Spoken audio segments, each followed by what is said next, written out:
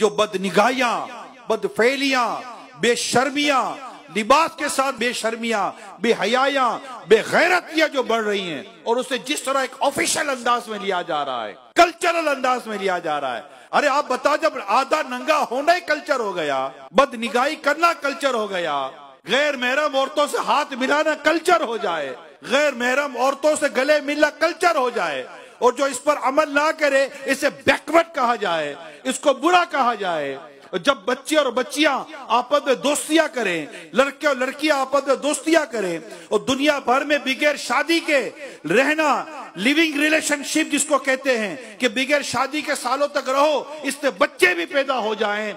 मुझे बताएं, जब ये रवाज आना शुरू हो जाए और इसे ऑफिशियल किया जाए, उस वक्त भी क्या हम यही देखते रह जाएंगे और सिर्फ तबसरे करेंगे कि हाँ हाँ हाल बहुत बुरा है? अरे भाई, आग लगी हुई है, आग लगी हुई है। आप बोलो मेरे घर में नहीं है, कब तक बचोगे? अगर अपने घर को इस आग से बचाना चाहते हो तो इस गली में लगी आग को बुझाओ। आप बोलो कैसे आग को बुझाएं? दीन, इस्लाम, मजहब पर अमल।